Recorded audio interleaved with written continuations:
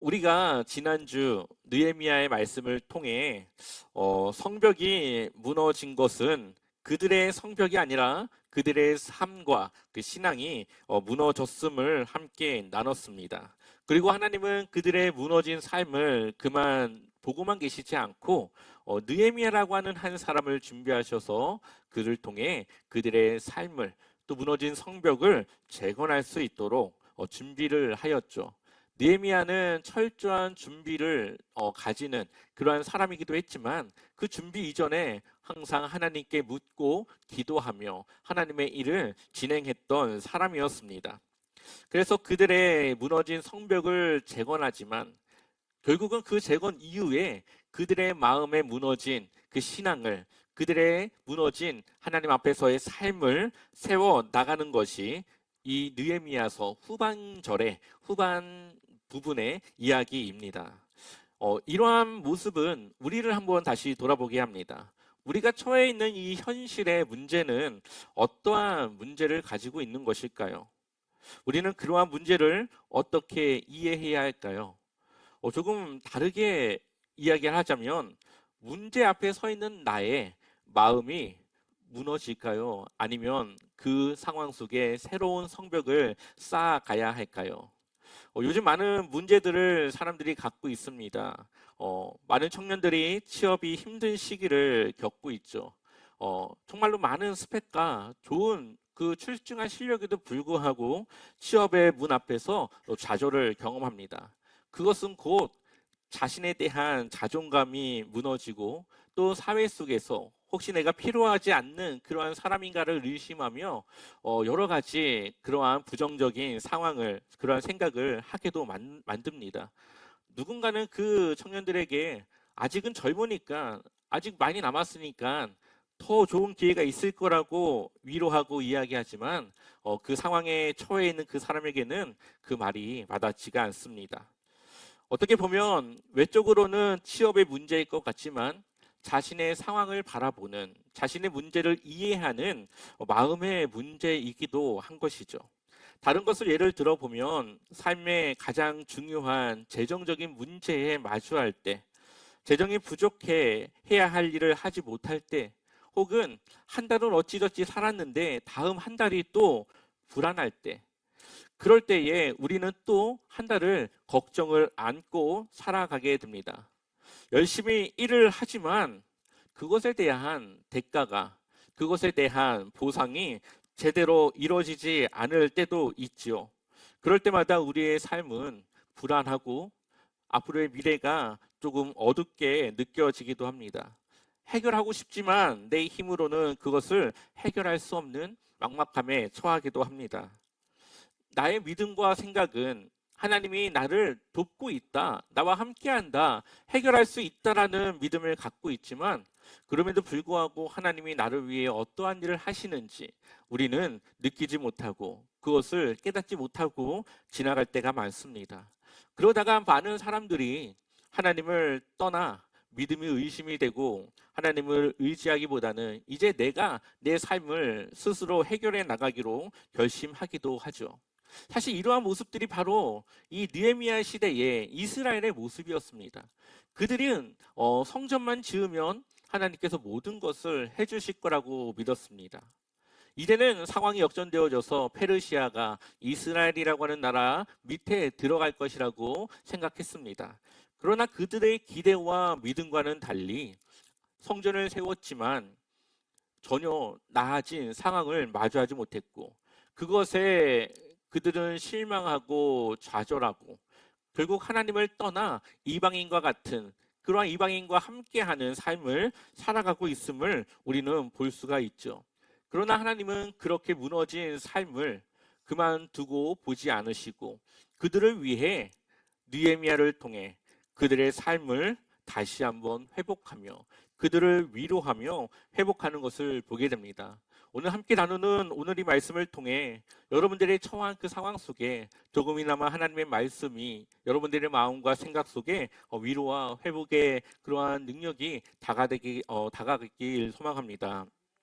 느헤미야는 무너진 성벽을 다시 쌓는 이야기로 잘 알려져 있죠. 하지만 사실 하나님의 그 하나님 앞에 무너진 그들의 이스라엘의 백성들의 마음을 다시 세우고 있다라는 것을 오늘 본문의 말씀을 통해 우린 볼 수가 있습니다.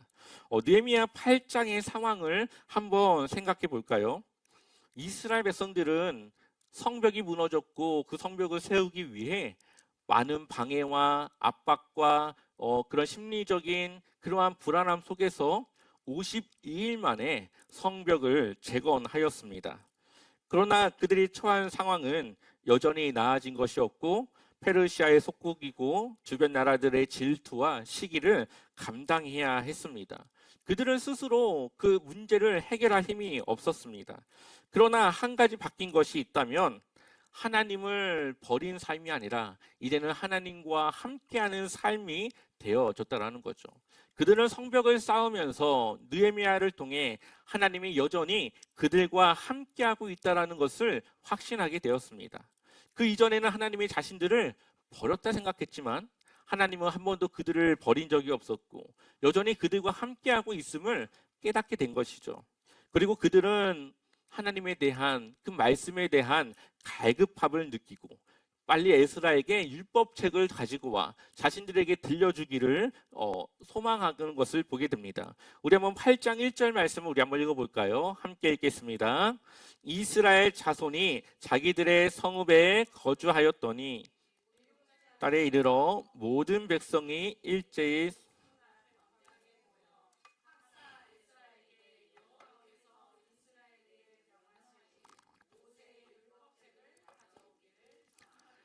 아멘. 이 율법책을 읽는데 남녀노소 불분하지 않고 그냥 알아들을 수 있는 모든 사람들을 다 불러 그들이 하나님의 말씀을 듣기를 원합니다. 그리고 이들이 이 말씀을 대하는 태도는 그냥 하면 좋고 안 하면 말고가 아니라 아주 진지하고 하나님을 경외하는 마음으로 그 말씀을 받고 있다는 것을 보게 되죠. 그들이 말씀을 펼 때 모두 일제히 자리에서 일어나 하나님의 말씀 앞에 그들의 마음과 그 경외함을 드러내는 것을 보게 됩니다. 또한 말씀에 아멘으로 화답하며 그것이 이루어질 것을 믿음으로 고백하는 것을 보게 되죠. 그래서 8장 6절을 보면 에스라가 위대하신 하나님 여호와를 송축하며 모든 백성이 손을 들고 아멘 아멘 하고 응답하고 몸을 굽혀 얼굴을 땅에 대고 여호와께 경배하니라. 아멘. 여기서 아멘이라고 하는 말을 두 번 한 것은 정말 그것이 이루어질 것을 확신한다라고 하는 강력한 믿음을 표현하고 있는 겁니다. 이것이 신약 시대로 넘어오면 예수님께서 진실로 진실로 너희에게 이르노니 할 때 진실로 진실로가 두 번 나오지 않습니까? 아멘 아멘 두 번 하는 것과 진실로 진실로를 두 번 하는 것은 똑같은 의미, 똑같은 말입니다. 그러니 이것이 얼마나 이들에게 확신의 말씀으로 믿음으로 받아들여지고 있는가를 지금 보여주고 있는 것이죠. 또한 그들은 그 말씀을 듣고 자신들의 잘못된 삶을 회개하기도 합니다. 우리 한번 9절 말씀 함께 읽어보겠습니다. 백성이 율법의 말씀을 듣고 다 우는지라 총독 느헤미야와 제사장 겸 학사 에스라와 백성을 가르치는 레위 사람들이 모든 백성에게 이르기를 오늘은 너희 하나님 여호와의 성일이니 슬퍼하지 말며 울지 말라 하고. 아멘. 에스라가 말씀을 읽었고 에스라 곁에 있는 사람들에게 가서 그 말씀이 어떠한 말씀인지를 해석하고 이해하게 교육을 합니다. 그리고 그들은 자신들이 하나님을 떠나 살아갔던 그 때를 다시 돌아보며 하나님 앞에 그들의 잘못을 후회하며 눈물을 흘리며 기도하는 것을 볼 수가 있습니다. 그러나 느헤미야가 그들에게 요구하는 것은 눈물이 아니라 하나님 앞에 다시 말씀으로 돌아가는 삶을 요구하고 있습니다. 물론 눈물이라고 하는 것은 나의 잘못을 내가 인정하고 그러한 회개의 증거일 수도 있겠지만 더 중요한 것은 그것이 이제는 나의 삶으로 바뀌어져서 하나님을 위한 삶으로 나아가는 것이 더 중요하다라는 것을 오늘 우리에게 말하고 있는 것이죠. 그래서 이들에게 이제는 하나님의 말씀이 그들의 삶의 방향과 지침이 되어지기 시작합니다. 그 첫 번째가 이들이 지키지 않았던 안식일을 지키게 되는 것이죠. 우리 10절 말씀 한번 읽어보겠습니다. 느헤미야는 그들에게 말하였다. 돌아들 가십시오. 살찐 짐승들을 잡아 푸짐하게 차려서 먹고 마시도록 하십시오.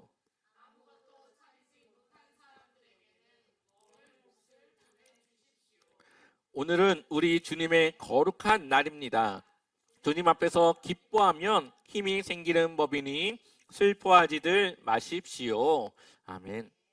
이 안식일을 이제는 이들이 지키기 시작합니다. 그 전에는 안식일이지만 쉬지 않았고 장사를 했고 자신들의 생계를 위해서 일을 했지만 이제는 이 거룩한 하나님의 날에 그들은 쉬고 즐기고 기뻐하기를 다시 시작하고 있다는 거죠.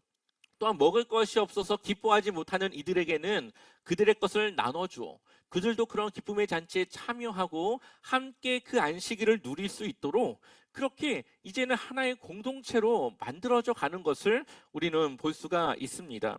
이제는 이들의 마음이 슬픔과 그러한 무너진 마음에서 기쁨으로, 그래서 주님 앞에 기뻐하는 그것이 그들의 삶에 힘이 생겨지는 그러한 변화의 역사들이 일어나게 됩니다. 이것은 이들의 상황이 바뀐 것이 아니라 그들의 마음이 바뀐 것이죠. 상황을 바라보는 그들의 마음과 눈이 바뀌어진 것입니다. 이들은 그동안 자기 중심의 삶을 살아갔습니다. 이웃을 돌보지 않았고 나만 잘 살면 되고 나만 그냥 잘 지내면 되는 것이 그들의 삶이었다면 이제는 그들이 그것을 벗어나 하나님이 주신 공동체 안에서 하나님을 중심으로 살아가는 그러한 삶으로 바뀌어지게 되는 것입니다. 그리고 그들이 했던 첫 번째는 이방인과의 그러한 것을 끊는 것이었죠. 느헤미야 9장 2절 말씀을 보면 모든 이방 사람들과 절교하고 서서 자기의 죄와 조상들의 허물을 자복하고 아멘. 그 전에는 이방인들과 섞여서 그들과 같이 함께 살았지만 이제는 그들과 절교, 관계를 끊고 이제는 그들과 함께하던 그 문화들을 끊고 그것들을 회개하고 다시 돌아설 결심을 하는 것을 보게 됩니다. 또한 느헤미야 9장 6절 한번 읽어볼까요? 함께 읽어보겠습니다. 오직 주는 여호와시라. 하늘과 하늘들의 하늘과 일월 성신과 땅과 땅 위의 만물과 바다와 그 가운데 모든 것을 지으시고 다 보존하시니 모든 천군이 주께 경배하나이다. 아멘. 여기 보면은 하늘과 하늘들의 하늘, 일월 성실, 하늘 위에 있는 해와 달과 별, 이것은 이들에게 이전에는 우상이었습니다. 이방인들과 같이 그들이 하나님이 아니라 해에게, 달에게, 별에게 그들의 신앙을 가지고 믿음을 가지고 우상을 섬기고 했던 그들의 그러한 삶을 돌아서서 이제는 그것이 그들의 믿음의 대상이 아니라 하나님께서 그것을 지으셨음을 고백하며 그러한 하나님 앞에 그들이 경배하며 신앙으로 돌아서기를 결단하는 것을 보게 되는 것이죠. 회개는 과거를 끊고 새로운 삶으로의 시작을 하는 것입니다. 그래서 우리의 과거는 예수 그리스도와 함께 십자가에 못 박혀 죽고 이제는 새로운 내 안에 예수 그리스도께서 살아 이전과 다른 삶으로 나아가는 것이죠. 그러기 위해서는 우리가 과거에 내가 의지했던 우상들을 끊는 것입니다. 이제는 하나님만을 바라보며 하나님을 내 삶의 주인으로 삼고 살아가는 겁니다. 야곱이 어려움에 처했을 때 하나님이 그에게 요구했던 것은 그들이 가지고 있는 모든 우상들을 다 버리고 하나님께 예배하기로 했던 제단을 쌓기로 했던 베델로 돌아가라는 것이었죠. 야곱은 하나님께 제단을 쌓기로 약속했지만 하나님과 멀어지는 삶을 살아갔습니다. 그런데 하나님은 그를 버리지 아니하시고 그에게 그 삶을 끊고 하나님을 만났던 그 장소로 불러주고 있습니다. 오늘 여기 보면 느헤미야 당시의 이 백성들도 자신들의 멀어지게 했던 그런 우상들과 죄를 끊고 하나님께로 돌아가고 있는 것이죠. 혹시 여러분들의 삶에 하나님이 아닌 다른 것을 의지하고 있었다면 그것을 끊어내셔야 됩니다. 많은 그리스도인들 중에서도 정말 얼마나 마음이 답답했으면은 점을 보거나 구슬하거나 타로를 보거나 자신의 그 답답한 마음을 조금이나마 알고 싶어하는 마음, 그것으로 인해서 하나님이 아니라 그러한 다른 방법으로 인생을 이겨내려고 하고 문제를 해결하려고 하지만, 하나님은 그것을 버리고 하나님께 나와 하나님을 따라 살아갈 것을 우리에게 요구하고 있습니다. 그래서 이 구장을 보게 되면은 과거 하나님께서 창조하시고 아브라함을 택하셔서 이스라엘을 구원하시기로 계획하시고 애굽을 나와서 광야에서의 생활들을 그들을 인도하시고 했던 모든 내용들을 다시 한번 돌아봅니다. 이것은 하나님은 한 번도 그들을 버린 적이 없고, 또한 그들이 하나님을 떠나는 그러한 삶에 있더라도 하나님께서 그들을 버리지 않고 그들을 용서하여 그들이 하나님과의 언약에 끊기지 않도록 자비를 베푸시고 긍휼을 베푸셨음을 보여주는 것이죠. 하나님의 말씀은 오늘 이 시간 우리에게도 동일하게 역사하고 있습니다. 지금 우리의 삶을 한번 돌아보십시오. 하나님은 우리와 늘 함께하고 있었고, 나의 어려운 그 순간순간, 그때는 느끼지 못했지만 지금 돌아보면 그때 하나님께서 하신 일들을 돌아볼 수가 있습니다. 그럼에도 불구하고 또 다른 문제 앞에서 우리의 마음은 또 무너지기도 하고 또 하나님을 신뢰하기 힘든 그러한 상황에 놓여지게 되죠. 이것은 너무나도 자연스러운 겁니다. 우리의 마음의 벽을 한 번을 세웠다고 해서 그것이 끝이 아니라는 것을 이야기하고 있기 때문이죠. 이때 당시 사람들이 하나님 앞에 나아갔지만 또다시 이들은 하나님을 떠나는 모습으로 이 느헤미야는 13장에서 우리에게 보여주고 있습니다. 느헤미야 13장을 보게 되면은 느헤미야가 이제는 약속된 시간을 이제 지키기 위해 다시 페르시아로 돌아갑니다. 그때에 느헤미야가 없는 그 이스라엘은 또다시 이전과 같은 이방인과 함께하고 하나님의 성전을 소홀히 하고 자신들의 생각대로 살아가는 그 삶을 살아가고 있는 것을 볼 수가 있습니다. 느헤미야 13장 4절과 5절의 말씀을 한번 읽어보겠습니다. 이전에 우리 하나님의 전의 방을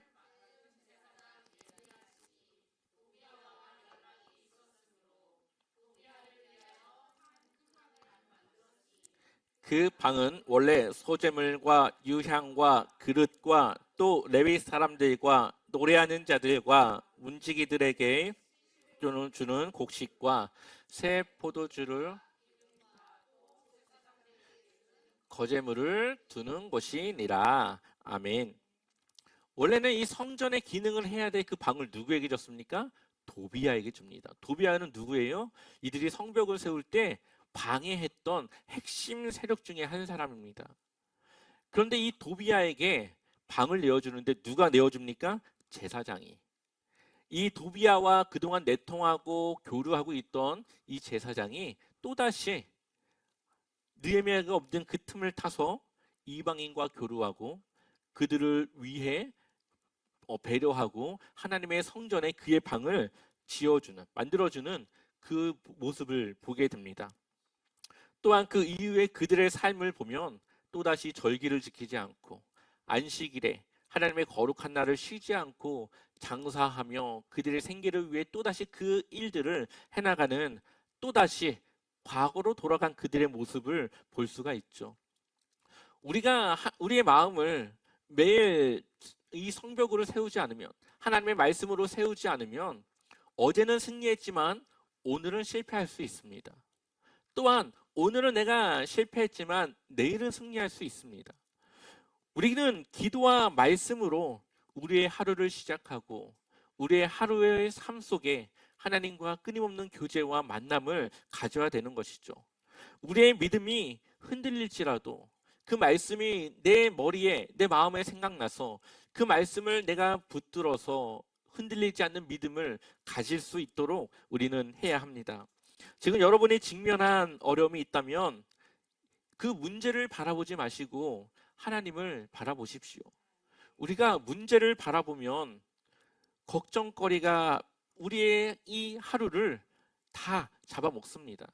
그러나 하나님을 바라보면 그 하나님은 문제보다 크신, 그 문제를 이겨낼 수 있는 그 능력을 가지신 그 하나님께서 나의 아버지가 되시고 나의 삶의 주인이 되신 그 하나님이 그 문제를 어떻게 해결해 주실지에 대한 기대와 소망을 가질 수가 있는 것이죠.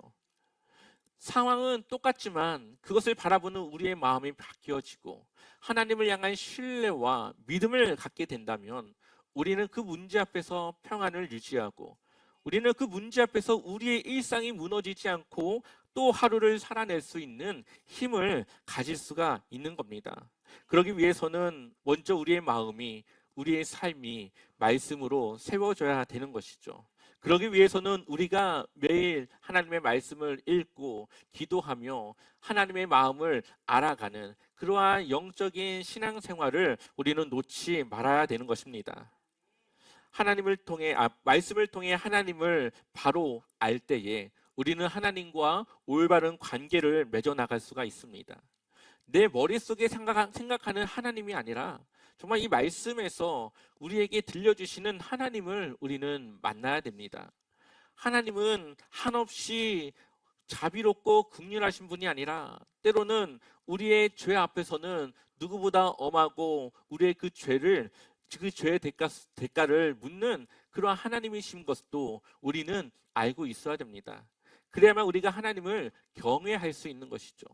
하나님을 사랑하지만 하나님 앞에 우리가 잘못된 길로 가는 것에 대한 두려움을 가지고 하나님을 위해 살아갈 수가 있는 겁니다. 느헤미야가 성벽을 세운 것은 52일이 걸렸지만 우리의 마음과 세상과 구별될 수 있도록 우리의 삶을 세우는 것은 평생에 걸쳐서 세워 나가야 되는 것입니다. 우리 안에 말씀이 가득 찰 때에 낙심은 소망으로, 두려움은 평안으로, 불신은 믿음으로, 혼란은 올바른 방향으로, 또한 무너진 삶은 다시 세워지는 회복으로 바뀌어지게 될 것입니다. 지금 우리가 세워야 할 것은 우리의 마음과 말씀으로 우리의 마음이 세워져 가는 것이죠. 하나님은 오늘도 우리의 성벽을 다시 세우시겠다라고 말씀하시고 그렇게 하시고자 하고 있습니다. 여러분의 무너진 재정, 흔들리는 미래, 답답한 현실, 그 모든 상황을 바꾸기 이전에 그것을 바라보는 나의 마음과 나의 생각이 하나님 앞에 바로 세워져야 합니다. 오늘부터 그 말씀을 채워가시길 소망합니다.